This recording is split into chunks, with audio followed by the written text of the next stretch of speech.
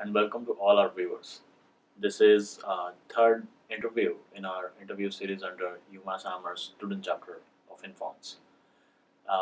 My name is Vijeta Deshpande and I'm Vice President of UMass Amherst student chapter of Informs. And today we are having our MIE faculty, Professor Hari Balasubramanian, as our interview. So I'd start with the first question today. Um, so it's related to your talk.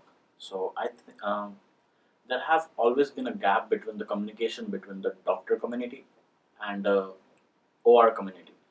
So how do you think solving this problem, or how should we solve this problem, and what would be the benefits of solving this problem?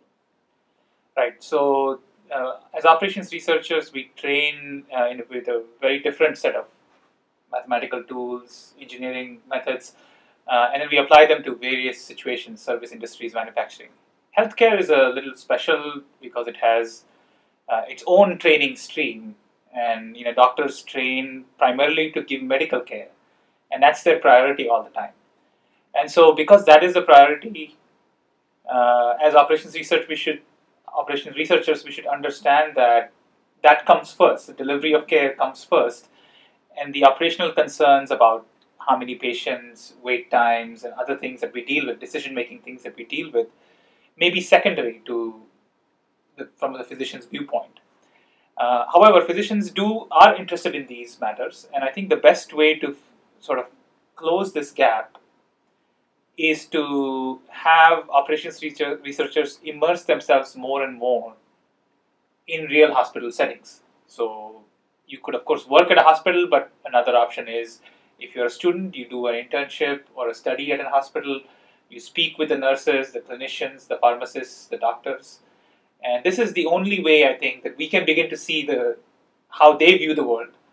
And you will see that if you listen, then they also are more willing to listen to your viewpoints or the operations research viewpoints. I found that to be that the channel of communication is better when we as operations researchers are more curious. My second question is actually extension of this question first. So operations research community deals with different industries as well. So what are as a researcher, how can we communicate with other fields of science or other fields of mathematics as an operations research community? Yeah, I think this is an important question, and I feel like this is often not highlighted enough. The fact that the mathematical tools we use, the ideas that we use so operations research itself is fundamentally interdisciplinary.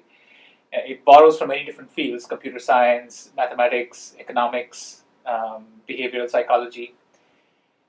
And I think if we don't pay enough attention to the sources of those fields and sources of where the math is coming from, for example, if we use a lot of Poisson processes, they are also used a lot in physics. If we use calculus a lot, it was physics that motivated calculus in the first place. And if you want to understand the operational implications, there's a lot of economic ideas that come into play also. Psychology also has a huge role in decision making. And so if you do not focus on what somebody from psychology has done, you may miss by making things too optimal. So I think as operations researchers, and any scientist in fact, you have to keep your eyes open to things going on in other STEM fields, other scientific fields. And often I have found that there's not such a thing as a clear boundary between one field and another. You can borrow a lot of ideas, get very inspired by them. And I think we are in a time when things are getting more and more specialized and people have their own niches. But there's also a time when you need to tie all the threads coming from different fields together to unify them in some way. As operations researchers, I think we are very well equipped to do that because we fundamentally try to look at things from a systems viewpoint. My third question is actually related to our competition that we held last year, and we are also organizing the same competition, STEM Slam, this year also. So, as from your experience as a judge for the STEM Slam, what do you think is the value of science communication, and what should we try to develop them more? So the STEM Slam was one of my favorite events that the Informed Student Chapter has organized. It was 17 people who gave 2-minute speeches about their scientific fields to a general audience. And this made it extremely interesting. They had to make, within a 2-minute time period, they had to make things as accessible and as clear as possible. And this forced them to convey the information in as quick a way as possible and as entertaining a way as possible.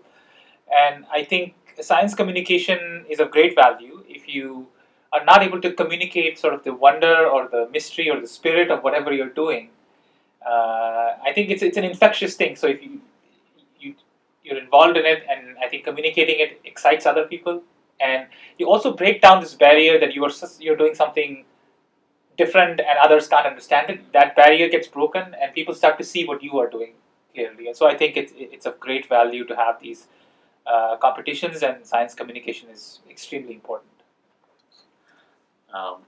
Now, my last question.